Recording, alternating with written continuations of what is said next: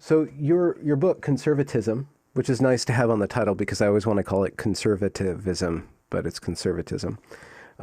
It's about the philosophy and the history of conservatism. And I'd like to get a better understanding from you of what that is about. But maybe before we get there, we could describe some of the currents in modern day conservatism. Like what are the different kind of tribes and kind of the spirit or the zeitgeist of the movement at this point? Yeah, I think um, I think that there's basically uh, two two camps. I mean, I don't want to oversimplify, but I think it's just easier to understand it. Um, there's uh, there's one camp which is kind of um, taken the lead, taken possession since the fall of the Berlin Wall. So I mean, it's really an entire generation. Post Reagan, post Thatcher, um, which you can call it, neoconservatism. A lot of people use that term.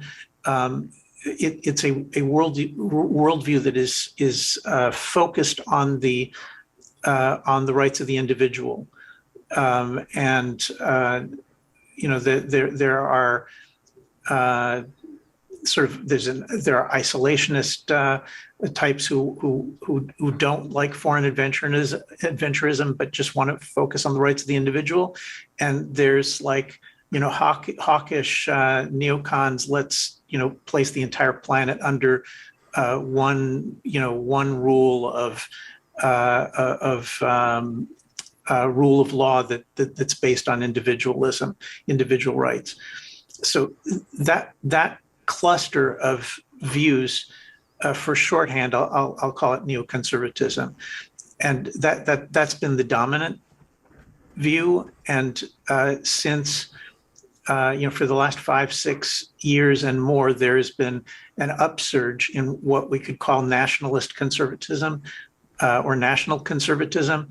That's a movement that is pushing back on globalism, pushing back on individualism, and saying that conservatism really has to be a balance between individual freedoms on the one hand, and concerns for the nation, the family, national tradition, national interests. That includes religion on the other. So two broad camps. Mm. And Well, what makes them both conservative then? Because they seem oh, well, fundamentally opposed. yeah, well, if you're asking me, this book basically argues that the neocon libertarian group really should just be called classical liberals, or Okay. they're a brand or a version of liberals. And I make the argument for that in the book, that there really is an Anglo-American conservative tradition, but it's which goes back many centuries, but it's focused on the nation, religion, tradition, as an integral part of what being conservative is about. I'm quite a new student to political science and political history. I kind of got thrust into the culture war, so called, and the more I'm in it, the more I want to know its roots. So I'm still have a lot to learn. I'm going through great courses about political philosophy from, I believe it's Hobbes to Habermas, and I can't remember the gentleman's name, the professor's name who did it. But he's talking about, I'm in the populist era, the 1920s or thereabout in America, the early part of the 20th century.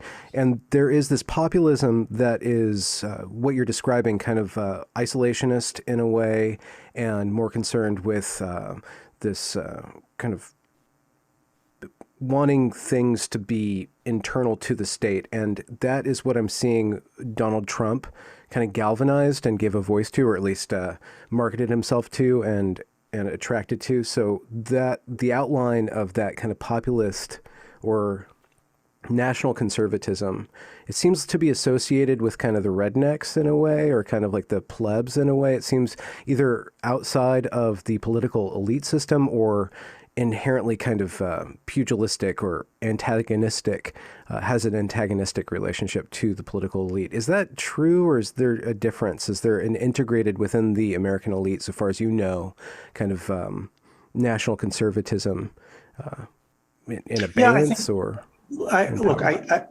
I think that that you're right that that the great majority of young people who go through the American school system and then through the university system and study this kind of stuff, or even don't just study the stuff, but they you know, they sort of pick it up. The overwhelming majority of these people who then go on to be kind of like the cultural and political elites in the country, they tend in the liberal direction. So, you know, that they could be social liberals and see themselves on the left. They could be Hmm. neocons or libertarians and see themselves kind of right of center. But all of them are liberals, and so the, you know, because the university system has skewed so far in that direction over the last generation, especially, we have this effect that you're observing where most of, you know, most of the national conservatives, which is, you know, it's like it's a vast voting bloc in the United States and in Britain and in other countries, but it's extremely underrepresented in you know, any kind of elite institution, in universities, media, the government bureaucracy, Hollywood. So I think your observation is correct, but you know, people who read my books or those of my colleagues, the books that we promote on nationalconservatism.org on our website, you'll see that, I mean, that there is a developing political theory, which is, you know, which is it's being worked out by intellectuals, and you know, a lot of them are academics and journalists. So I don't think national conservatism has to be inherently anti-intellectual. And in, you know, in fact, our annual conference, the National Conservatism Conference, it attracts more of the, you know, dissenters among the educated people. Mm. You know, it's not so much like you know, you can have a big popular conference like CPAC, you know, which is kind of aimed at a you know, very general audience, like, you know, anybody could go there and appreciate it, if that's the kind of thing you're looking for. But our effort is working on ideas, and we want to put intellectual heft and, you know, Hmm. good theories and good explanations and a good understanding of history behind this national conservatism effort. It's there's an interesting flip where I guess in the 60s the left was kind of the dissidents, or they modeled themselves as the rebels. Right now, and I guess since around Trump, but Trump is one phenomena, but he's also kind of evoking or unveiling this other phenomena. There's just something cool about the right now, because it is the dissenting class, and there's so many different kind of groups and collections going on the right now, you know, in the meme sphere and the kind of like in the dark corners of it. And then there's you guys who are kind of trying to map out like a coherent theory that's really very respectable. You guys are not doing shit posting and trolling online. You're doing the like very heritage oriented kind of Yeah, thought and stuff. yeah, So but you know, even when people wear, you know, wear jackets and ties, they still kind of want to be a little bit cool. yeah, You know, like, it's yeah. not, you never quite get rid of that. Yeah. And definitely right that it's there is something fun about being kind of the gritty, determined minority that is fighting against all odds. hmm hmm Yeah. So you brought up that the neocons are basically liberals and the neoliberals are basically liberals in name and in action. So I think it's really important in order to understand conservatism or to make a solid argument for that, we need to understand what liberalism is right now. You have some wonderful descriptions of it in the book. Would you mind just kind of doing the basic principles of liberalism? Yeah, sure. Uh, Liberalism it's a political ideology that comes out of the Enlightenment, and it's not the only thing in the Enlightenment, but it's an important thing that comes out of it, and it begins with a few very basic assumptions. Number one, that all human beings are perfectly free and perfectly equal by nature. Number two, that the people only undertake they only have obligations that they've undertaken by consent. Yeah. And then when you take the combination of those two, you then have a theory of what makes government legitimate. So the third point is that the reason government is legitimate is because everybody's exercised their reason and consented to it. That's pretty much the traditional liberal view. I mean, I think most people who are listening probably recognize all of these principles because you learn them in high school civics, and if you do any political type courses in university, then you study them again. And so when we talk about the different kinds of liberalism, like some liberals are more progressive and some liberals are more in the free market direction, but I'm treating all of those groups as a single thing, even though they argue amongst themselves, because they all pretty much agree to those principles as the foundation. Yeah.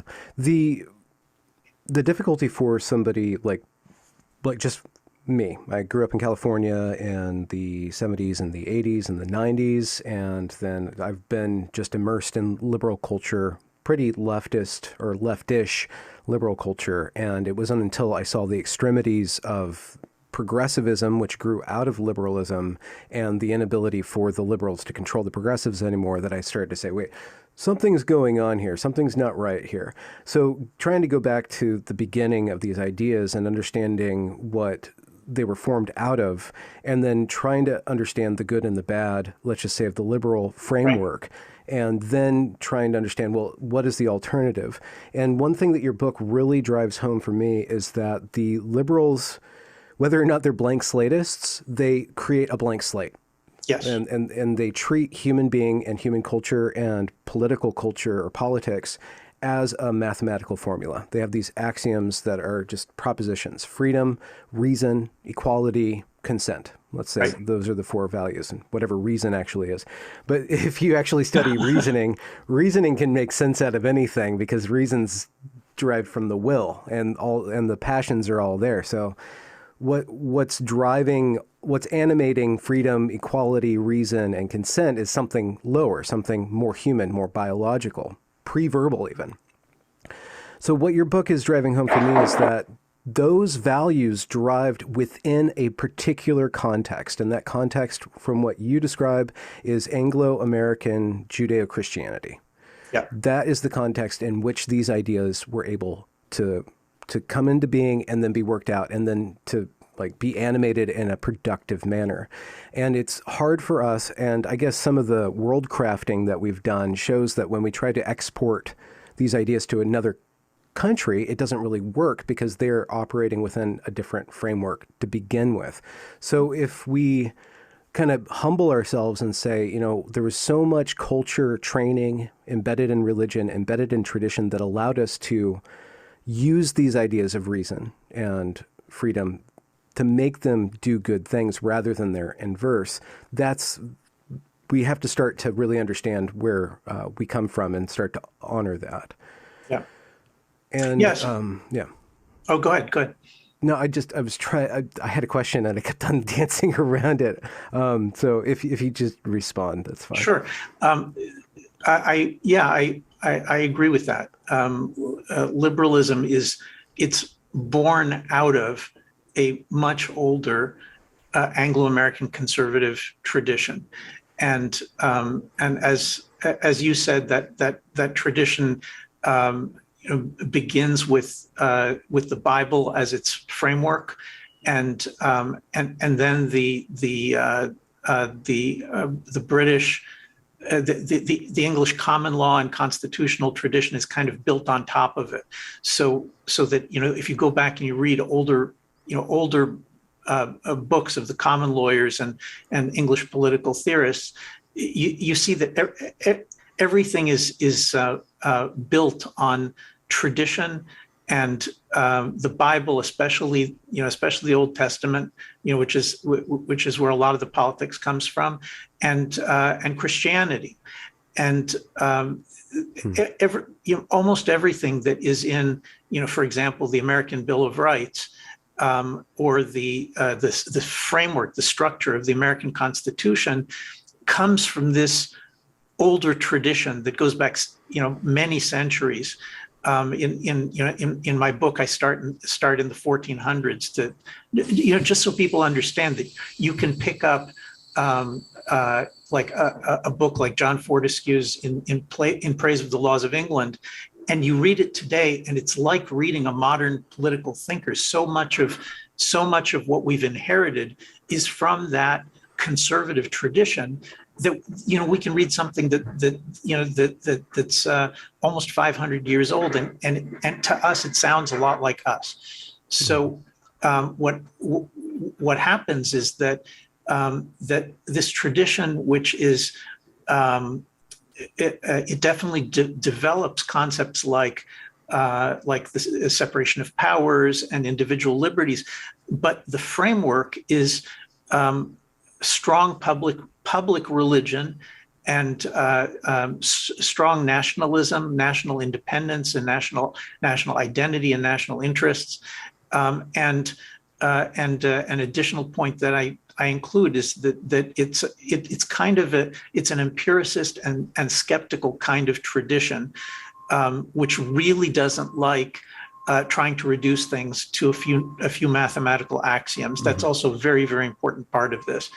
And what happens then is at some point in the, let's say in the 1700s, roughly, people, Enlightenment rationalist philosophers, start to say, well, we don't need all this tradition. We can just throw out the biblical inheritance and the common law inheritance and all of that development. We don't need that, because we can just use reason and figure out the right thing to do. And so they take things that developed over many centuries and say, no, this is not inherited. It wasn't figured out by trial and error. It's something that, by reason, we just figured it out. And that creates this myth of the American founding as being something that was just invented out of people's heads and had nothing to do with tradition. Yeah. And that myth then serves the post 1960s liberalism, which wants to say, all we need is freedom, equality, consent, and reason. We certainly don't need God and the Bible in the schools. We certainly don't need it in our public life. So there's this split, which you can already see it, a couple hundred years ago, but it really, really becomes clear in the last 70 years, where liberals say we don't need tradition at all. All we need to do is, think straight, and we'll all come to the same answers. Yeah. And conservatives, generally speaking, follow in their wake and just kind of adopt the liberal principles. Like there's one formulation of a conservative is just a liberal with the brakes on. Yeah. So there, in general, when a set of ideas is dominant in a given society, people adopt it, even if they dissent some, even if they are kind of in opposition. Still, they adopt all the assumptions just because that's what everybody's adopting. And Mhm. the reason I think this is an excellent moment to be talking about these things is because the post World War II hegemony, a dominance of liberal ideas has really cracked. I mean, since 2020, there's a very, very strong bid by the left, which you can, let's call it woke, neo-Marxists, to but whatever you want to call it. There's this very strong push to replace liberalism as the dominant set of ideas, which is what you and a lot of people are reacting to is saying, wow, liberalism, it's actually only been dominant for 2 generations and now it's collapsed. It doesn't have the stuff to fight against this this woke tide. Mhm. And if we want to be able to conserve anything, like we want to be able to actually take things that we think are great and good and conserve and transmit them so that they stick over generations. Liberalism isn't going to do that. We need to go back to asking, about conservative political ideas and how they work. Sorry. So there's a lot of work to do in order to figure out what are the things to conserve and what are the things that liberalism got right. We can do away with, let's just say, the easy one, racism. It's not Right. necessary anymore. Yeah. A little bit more controversial, alternative sexual orientations. A little even more controversial, alternative gender identities, and so on and so forth. Right. But how do we go back to the founding documents and the principles that arose through the conservative tradition, which were kind of trial and error and pruned over time and developed over time? What are the principles that guide us backward in order to figure out how to kind of remake now and go forward? Right. What's the value that we need to use to guide us in that project? Well, look, conservatives are much more concerned. Conservatives certainly care about individual liberties. It's an important part of our tradition. But conservatives put at the center the question of what makes a political order stable, what makes it able to stand through time. And in the book, I try to unpack that. There's a whole bunch of different political concepts that we're not so used to. For example, conservatives are looking to cultivate something that is sometimes called national cohesion, or John Stuart Mill sometimes calls it fellow feeling. It's the mutual loyalty that holds the society together, even when there are disagreements, even if there are electoral contests, and even if there are internal, there can be internal anger and hatred. But in the end, a healthy society, is like a healthy family. I mean, every family, no matter how strong it is, the husband and wife sometimes fight, and the children often fight amongst themselves. I mean, it's you can't be a child without struggling with your brothers and sisters. But the difference between a family that is cohesive and a family that is dissolving is what happens when it's placed under duress, when there's pressure from outside hardship. which it can be material hardship, or it can be, a threatening environment, or it can be, just a stressful society where a lot of bad things are happening. It can be all sorts of things. When you put a strong family under pressure, what happens is that all this fighting, this bickering internally, it temporarily stops, and everybody sort of comes together in order to stand up under this pressure, and help the parents, and help the family through what it's going through. And then when the pressure is over, by the way, this can also be a positive thing. It can be like some big positive common enterprise. But when that pressure is over, then people go back to bickering, and that's natural. It's actually good for human beings to compete with one another, and to try to sort of improve their standing and status in the family. A nation is very similar to this. In fact, I think all strong human collectives are the same. That a nation always is diverse internally. It always has different tribes and parties, and they fight with one another, and they struggle. But the key question is, when you put it under pressure, when there's competition from the outside or hardship, do the parties come together and reduce their fighting in order to create kind of a united front, or do they just hate each other all the more and then fall apart and move towards like civil war, which is on the family level, that's like divorce. Yeah. So conservatives want to know things like, what do you need to do in order to have national cohesion? Liberals don't like that kind of question. To liberals, it sounds like that's collectivism, that's like fascist, that it's like authoritarian or something. Exclusionary, yeah. Yeah, but it doesn't have to be exclusionary, because if you're running a particular government, and you want there to be greater loyalty and greater cohesion in the society, I argue in the book that the way to do that is by giving honor to the different parts of the society. Now, you can't always. It's impossible. You can't always honor everybody equally. That there's no way to do that. But I talk about what politics in America was like 1 or 2 generations ago, when Democrats and Republicans certainly were divided. Liberals and conservatives were divided about many things.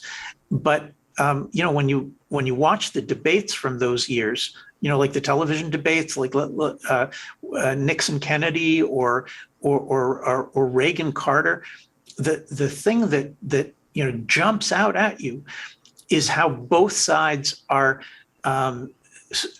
making such a great effort to give legitimacy to the other side.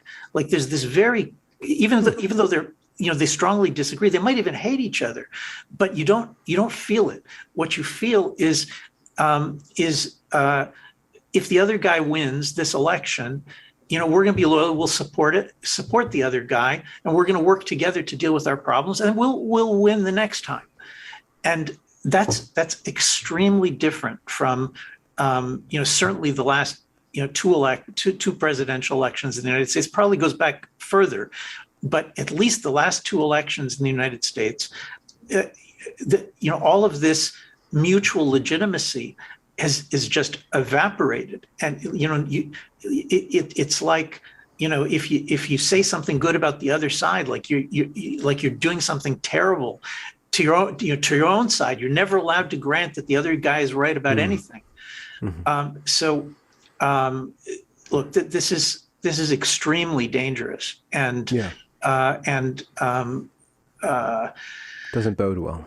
No, right. I mean, look, the current direction is dissolution. The current direction is that America's not going to make it. Now, I don't want to make that as a kind of like a You don't categorical want to be the prophecy. prophet. Okay. Yeah. No, no, Totally. I don't look. I just think that all of us are really bad at seeing the future.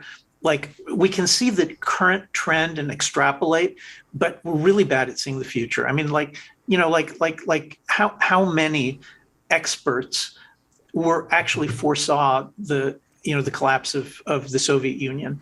Like there were like two out of maybe 10,000 people who were being paid full-time salaries to know what was going on in the Soviet Union. There were maybe literally two or three who saw it coming. And the same thing with the housing bubble bursting and the world economic collapse in 2008, and the same thing with the rise of nationalism in 2016, and the same thing with this amazing takeover of liberal institutions by the woke in 2020. All of these are things that almost nobody saw coming, and so I want to be skeptical and humble about Yeah. what we know about the future. What we know mostly is we see what's happening, and we need to make a correction. We need to restore some of the things from the past. And as you said, that involves picking and choosing. We're not none of us are interested in going back to oppressing blacks because of the color of their skin. I mean, some of the things that we've left behind, it's good that we've left behind, and but but we should stop at thinking that we know what's going to happen 5 years from now or 10 years from now, because it's what's in our hands is what we do. What actually are the consequences is not really something that we know. Yeah. So there's no point in being all cynical and pessimistic. Yeah. So you don't have a black pill, to use No, the internet no, lingo. and I think the black pill. I think the black pill is a mistake because it assumes that you know more than you know. Yeah. So no matter how you cut it, I think, in order to entreat conservatism, you have to deal with some distasteful ideas. And there are the very obviously distasteful ideas that have to do with old forms of segregation, oppression, or classism of certain Yep. forms, certain forms of inequality that were unnecessary, even harmful to the body politic. But then there's these other distasteful ideas that are just kind of distasteful because they've been taught out of us, at least within the culture at large. One of those ideas is nationalism. The other idea is God. God is a distasteful idea, and nationalism is a distasteful idea. My intuition says that nationalism actually makes sense once we have some sort of God. Even just posited, then the nation can stand up, the idea of the nation can stand up, and then the interactions between every person within the nation can stand up, because then we kind of, under the Christian theology, I see Christ in you, you see Christ in me, and then we see the American, and then we see the sex, and then we see all these other differences. But even preceding content of character, there's the possibility or the potential within the other person. The concept of God is distasteful. It's difficult to wrangle with. And I'm sure even conservatives in the conservative circles, like, it's kind of just left out. It's assumed. It's a word. What does it mean? So what's the content of that idea for you? And what is the content of that idea that you see at work within national conservatism? Well, I'm going to answer by giving sort of the kind of the introductory version, because in the explain it like I'm five version.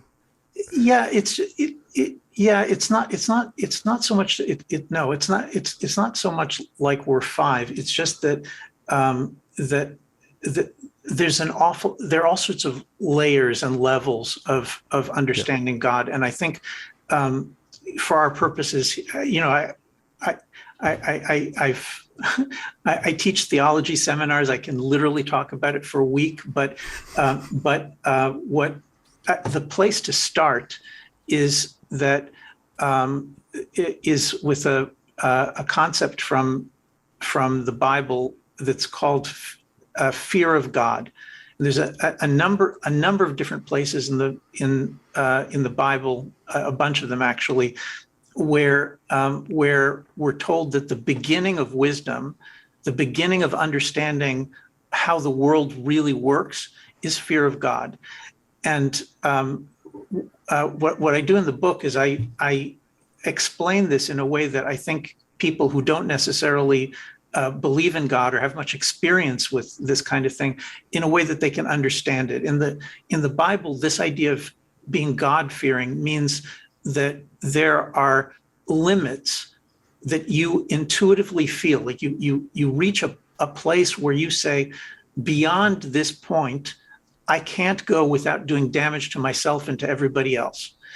Or And potentially, or risking that. risking, right. There's a point beyond which the risk becomes so big that you feel this unease, this foreboding of, if I do this, bad things are going to happen. You don't know for sure that bad things will happen to you or to other people, but that's the feeling that you get.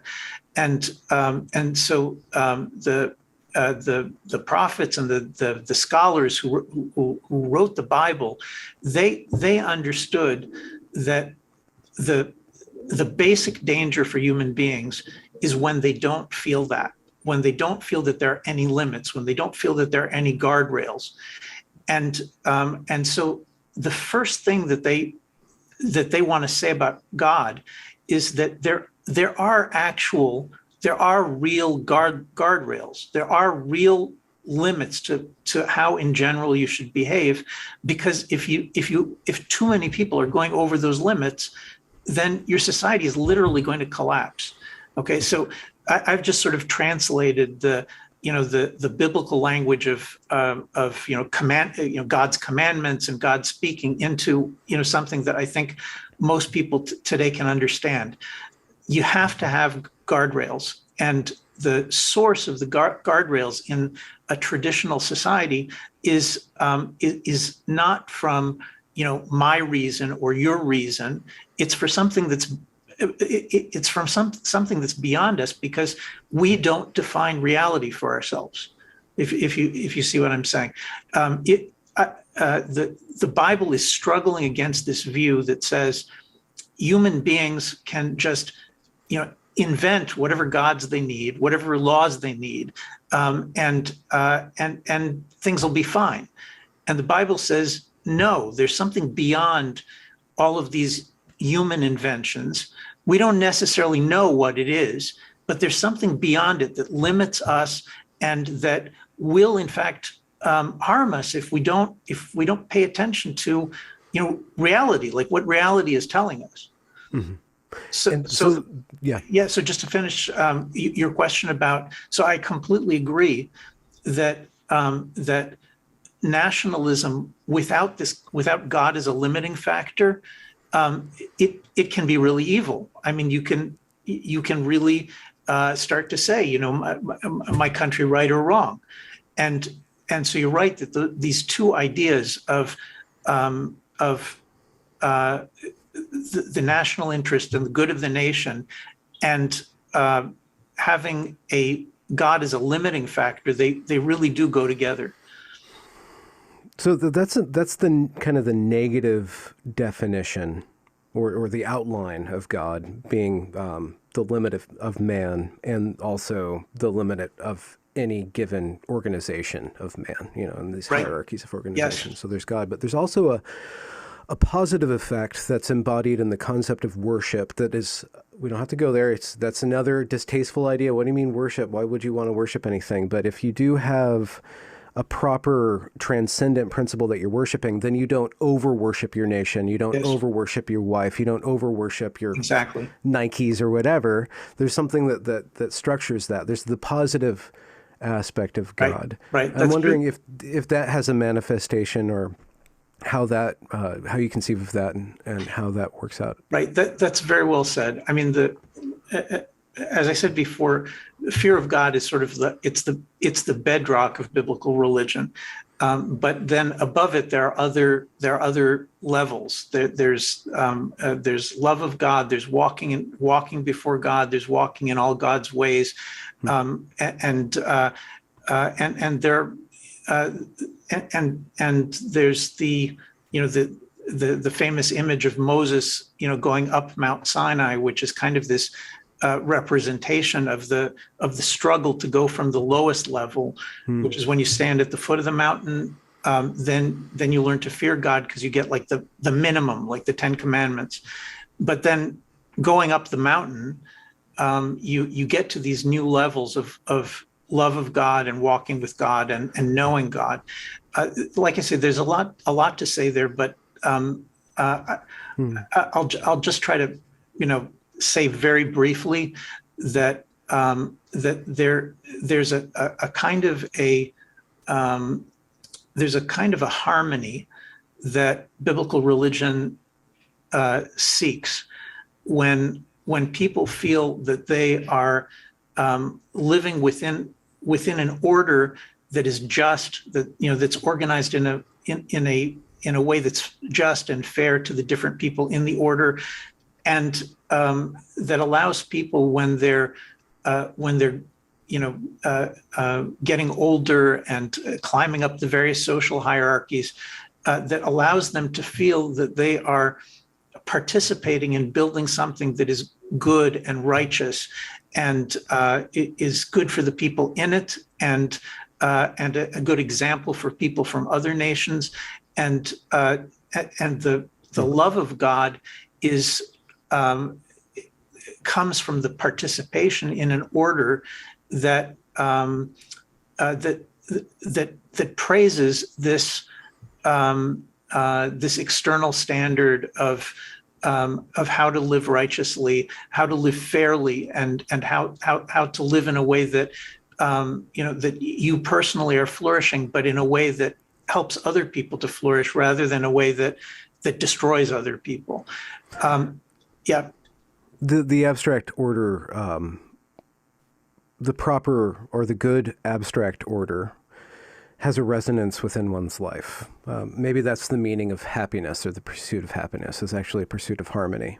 And one thing that you do get in the book, and I know that that's towards the end, is a chapter that you you originally published in Quillette about neo-Marxism, wokeism, and the critique that constantly sees every relationship of power under the oppressor-oppressed dynamic, which is blind to the mutual serving, that everybody's serving each other, that was developed through the Christian, Judeo-Christian tradition, which a lot of young people, a lot of my generation, we forgot. We didn't know that this is something that was inculcated in us for centuries. Yeah, well, look, nothing that's human is perfect. Okay, so I want to be careful. The Bible is not really utopian, or it doesn't actually envision that you can reach perfection on earth, but it does give us the direction. It gives us a sort of a picture of what it is that we can productively and righteously strive for, and tells us that that's what God favors. And if we want God to be loyal to us, then we need to have this vision of the just society that we're trying to advance. But we should be careful, because, as you say, biblical justice is not the leveling of all hierarchies. It's not Marxist justice. It's a conservative biblical view understands that hierarchies cannot be eliminated from human relationships. Parents are always going to be in some kind of way above their children, and rulers above the citizens, and the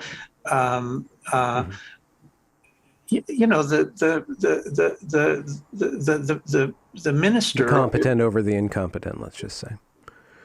Yeah, look, The teacher over the student, the we minister over we his flock. we Yeah. we create all of these hierarchies constantly. Some of them are beneficial, and some of them are not. Some of them can be evil. But the point is that you can't eliminate hierarchy, and that's like the heart of what's wrong with Marxist analysis. Is a conservative is going to say, yeah, of course there are hierarchies, but our goal is to make them as just as possible. And in particular, I mean, I think it's important to talk about parents and children, because so many young people feel that their parents did them wrong, and that they don't owe their parents honor, and they just have all these terrible things to say about their parents.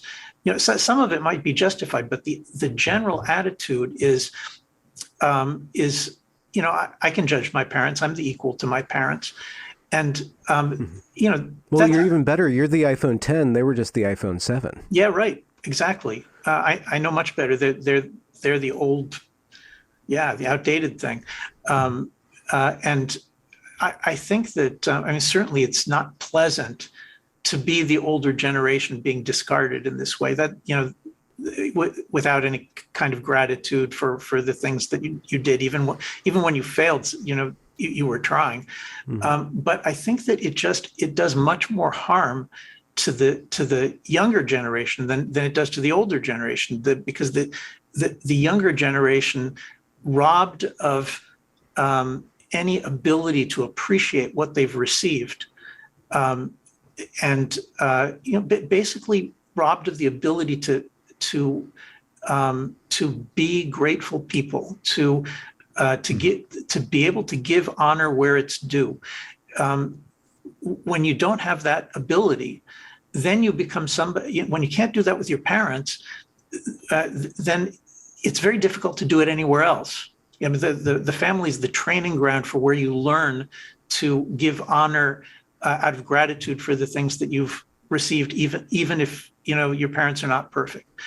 And children in a traditional society who learn how to do that, they can then go on to serve in the military, to serve in politics, to serve under various teachers, and there's all these hierarchical relationships that you enter into. Very few of them allow you to actually choose who's above you, and what that means is, wow, I mean, you've emerged from childhood without the most basic thing, which is the ability to get along with the people who are stronger than you are and who know more than you do.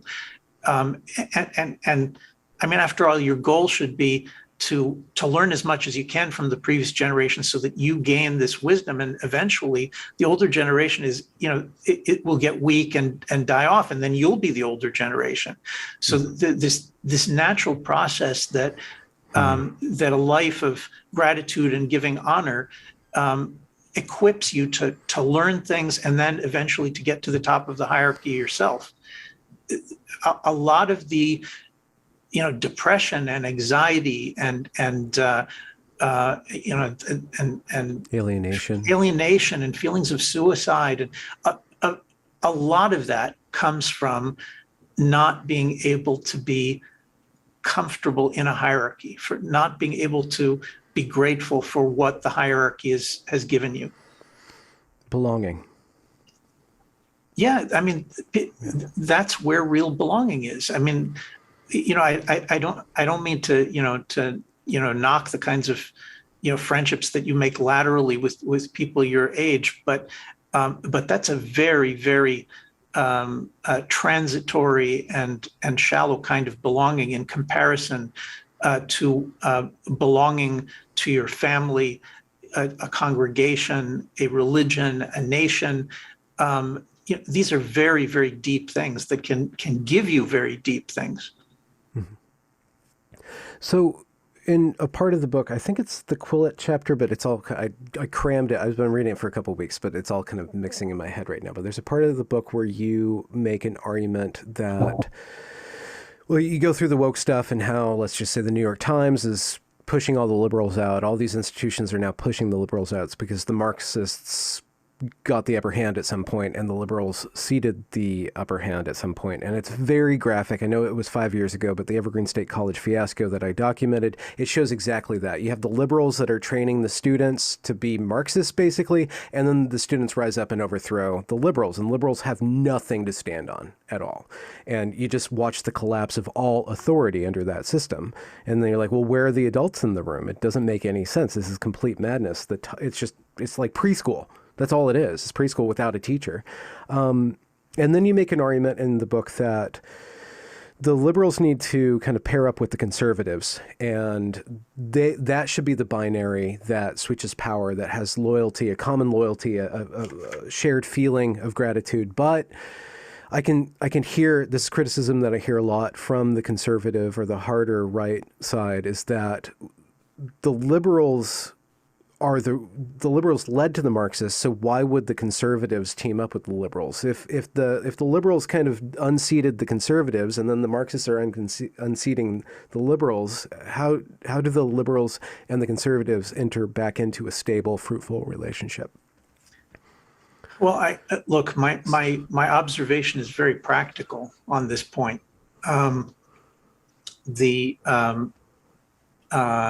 The woke neo-Marxist movement has the upper hand, and right now it's trying to consolidate control, and that control is it's extremely intolerant, and it doesn't consider conservatives of any kind to be legitimate, and it considers liberals to be legitimate, more or less to the extent that they make themselves useful to this new ordering. Yeah. I think in practice, at the moment, conservatives and liberals are I think too weak to simply say, we're going to fight a multi-front war, and let's fight everybody. I mean, I say in the book, I write in the book at some length that I think that liberalism, that the post World War II liberalism it's a mistaken worldview. It blinds us to, it's too simplistic. It blinds us to many of the most basic ideas and concepts that we need in order to be able to understand politics and to preserve anything at all. And so as far as I'm concerned, all the liberals should just, be mugged by reality, understand what's happened, and become conservatives. But, okay, now your inner troll's coming out. No, but realistically, that's not what's going to happen. Look, some people are going to wake up and they're going to change their minds. I'm seeing it already, and I believe that. But if you take, some of these the old liberals, let's take Bill Maher as an example. Like he's like an old liberal. I mean, he's not what I'm calling a conservative, by any stretch of the imagination. But he's a decent guy, and he doesn't want to see the country overthrown by this Marxist thing. So, should I spend my time attacking Bill Maher? No, I mean, there's just no point in this right now. I think that we do need to distinguish liberals from conservatives. That's important, and so I'm definitely focusing on building up a way of understanding conservatism that makes it clear that we're just not the liberals. But if you then go into the current fight, in every place and every institution where the woke efforts are going to be defeated, they're going to be defeated by a coalition of conservatives and liberals who are willing to work together. I'm sorry, that's just the reality. Okay, so what do you see as the basis for a stable long-term relationship between liberalism and conservatism? Are they at all, can they get along? Do they work together? And I asked that because, and something I wanted to ask you much earlier at the beginning is that once these liberal ideas came about, there was a tremendous flourishing in history, right? And maybe that's because the science, the way that we approach the world, was the proper way to approach the world through like this mathematical, scientific reasoning, and it was just improper to approach the human being and the society of that. But liberalism, the Enlightenment, unlocked tremendous I don't, potential. I don't buy that story. It's a part of the, the liberal propaganda and self-congratulation is that it was the new rationalist appreciation of liberal freedom which gave rise to science. And there's no historical basis for that at all. I mean, the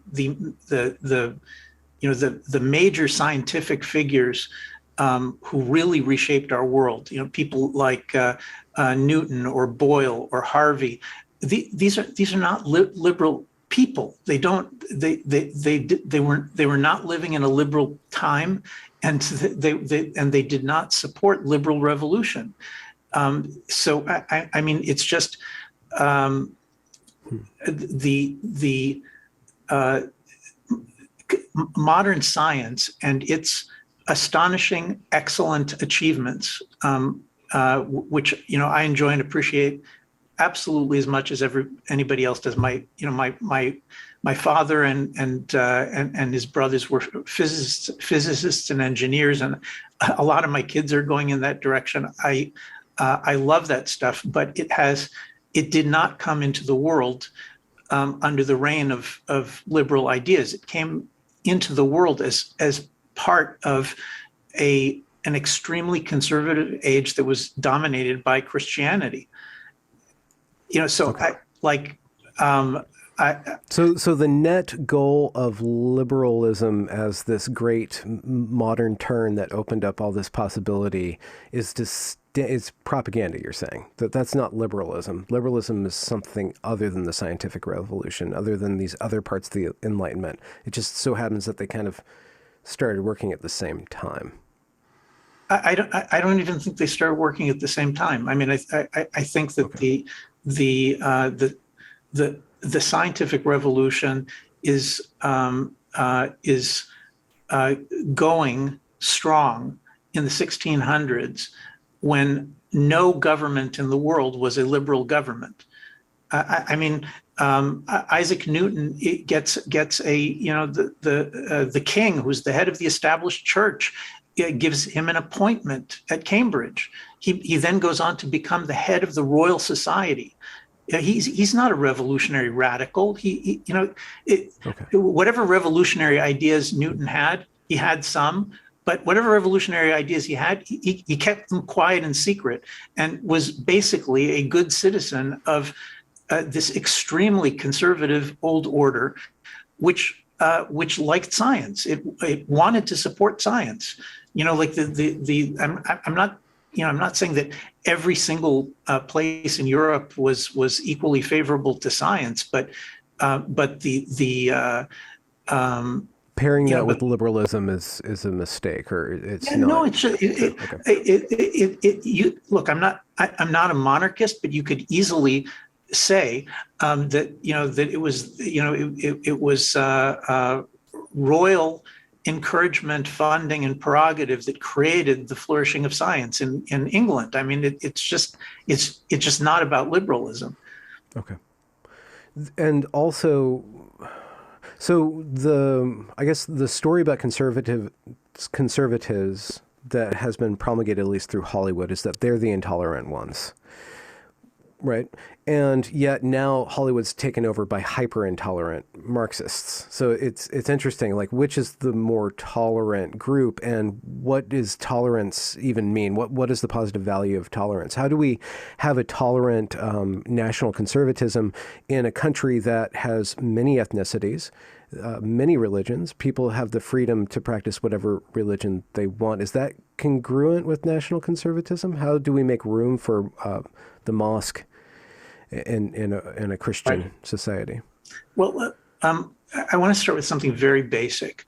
Um, the the idea of a world of independent nations, which is an idea that goes all the way, all the way back to the Bible, and appears repeatedly in Christian history, in the history of the Christian nations, because of the fact that it's so prominent in the Bible. Um, the first place where there's kind of a defeat of the old idea of universal empire, and it's replaced by this idea of a world of independent nations, is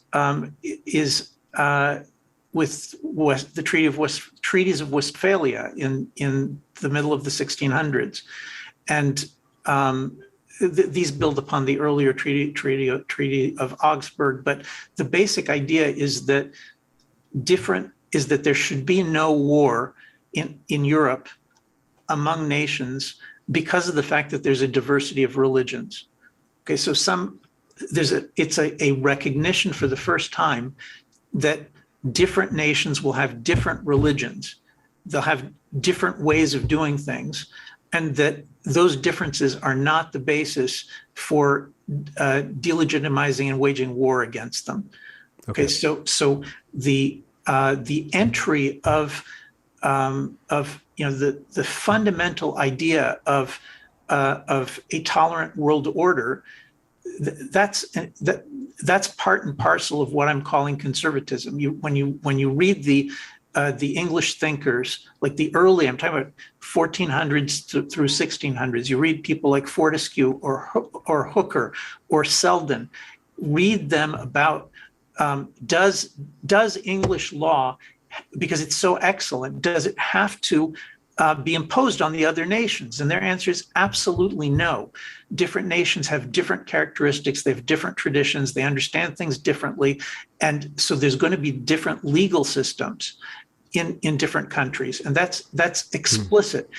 And that's the foundation for the idea of toleration.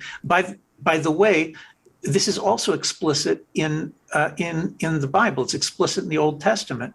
Moses is talking to God, and God is creator of heaven and earth, and he's giving him a law that's supposed to be good for all nations. But Moses also gets borders to his nation. He's not allowed to cross these borders and to go and oppress the neighbors. This is like an explicit commandment from his God, is to say, you think that you know what's right, but the neighbors, the neighboring peoples, they have their own path to God. You're not allowed to go in and dictate to them. They'll find their own way, and you have to leave them alone. Now, that biblical pluralism is the basis for a pluralism among nations that we were just talking about. Okay. And out of the pluralism among nations, then you start to see the emergence of the modern idea of tolerating individuals. But that's because neighboring countries are negotiating with one another, and a Catholic prince can negotiate with a Protestant prince about how the different minorities are going to be treated in each country. The idea of you tolerate my people in your country and I'll reciprocate, that's also part of this modern biblical inheritance. And notice that it's not based on on a self-evident scheme of universal rights. It's based on an actual development of the international political system based on experience. And then going from that to a pluralism within a country, such as the United States of America. Like how does that work? Well, the federalist structure in the United States is meant to be a reflection of exactly that kind of pluralistic idea within a single nation. I mean, the truth is that in Britain, the Americans already had an example of that. I mean, the British monarch rules over England, which has its own church, the Church of England. He's also the ruler of Scotland, which has the Scottish Church, which is Presbyterian. It's a completely different church, and there's a Church of Ireland, and so this idea of under a single government you can have subsections, states that have different arrangements for the people in them. That also is directly out of this conservative inheritance. Mm-hmm. Now, look, I don't want to pretend that that if you experiment with different kinds of regimes, in the different states in the United States, let's say, if you have a real federalism where different kinds of arrangements are permitted as experiments, then some people are going to be unhappy with each of these experiments. Okay, so I'm not trying to say that this is not a utopian plan. We're not going to solve all the world's problems, but a conservative would say that we're much better off having different states with different arrangements regarding things like relationship between church and state and public morality. We should have different experiments with it. And it's true that some people will not like living in Florida and they'll move to Massachusetts and vice versa. And that, for a conservative, that's just not the end of the world. That actually gives you a greater freedom than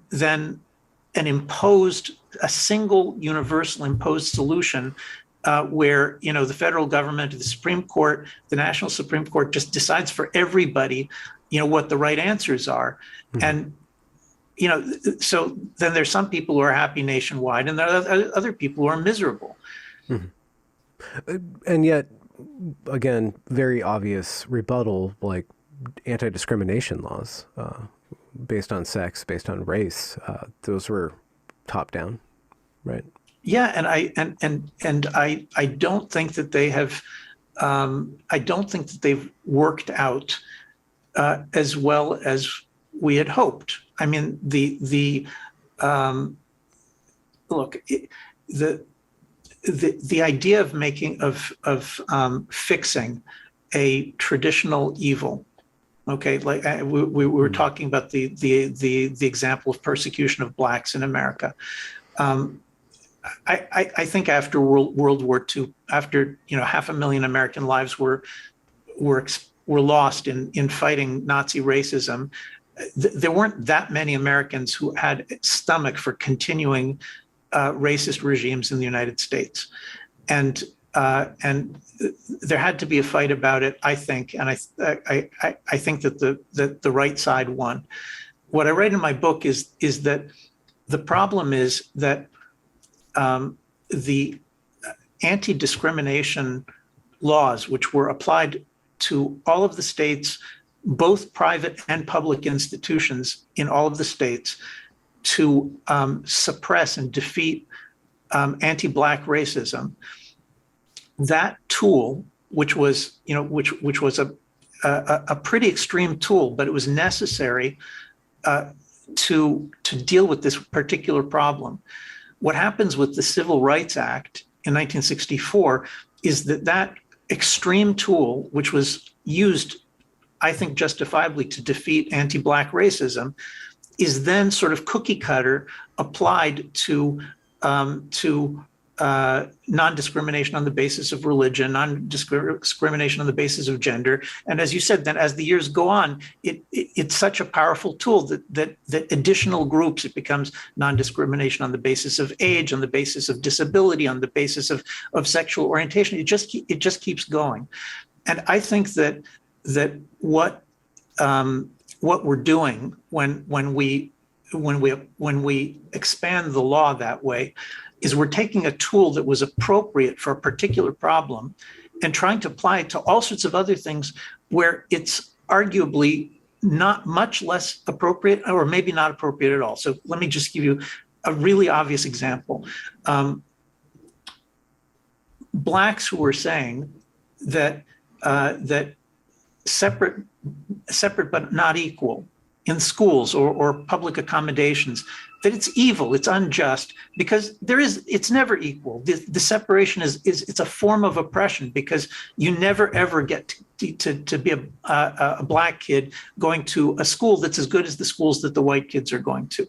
So that's a completely reasonable and compelling argument. But you can't just take that and apply it to the differences among religions or among genders, because it's not true that Christians and Jews and atheists need to all be learning in the same school, just like blacks and whites all need to be learning in the same school. Now, some communities may want that, but if a Christian family says, "Look, I want distinctions. I want to be able to send my kid to a Christian school. Let the Jews send their kids to a Jewish school," then that is a possible answer. But notice that it's the opposite of desegregation. It's saying that the kinds of distinctions that we don't want people saying, "I looked at his skin color, he's black, he's not white, therefore, he's not allowed to come in here." But that's not true when you're talking about Christians and Jews and atheists and Hindus and Muslims, and it's a completely different problem, and it needs to be dealt with using completely different tools. And I think the same thing is true for men and women. We've reached the unisex bathroom and the unisex sporting team. I mean, we're just about there, because of the fact that the non-discrimination tool is not it is not competent for dealing with the subtleties of the differences between men and women. In some places and in some ways, we don't want to distinguish between men and women, and in other places, in other ways, we do want to. And the Civil Rights Act is just, it's too black and white. Yeah. It's a crude instrument designed to do one thing, and it can't do all these other things. And yet it's enshrined in law, so it's always going to be used inappropriately. It's just part of the kind of the structure and stuff for the I think, but I think I think that America, if it's going to avoid civil war, it's going to have to go back to a much stronger federalism, where different kinds of provisions are made in different kinds of states for dealing with all these different issues, and people need to learn to say, I disagree with my friends from Florida or from Texas. I don't like the way they run their state, but it's legitimate. That's their state. I'm going to run my state the way I want to run my state.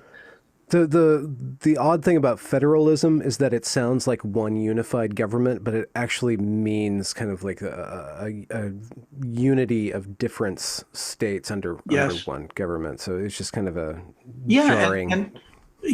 But that's what actual human justice, actual justice in human societies is the creation of some kind of as much as possible, some kind of a harmonious union among things that are very, very different from one another. So your book is out now, right? Yeah, we waited till after it was released on the 17th. Conservatism, a Rediscovery. It's dense, it's got footnotes, but it's very accessible.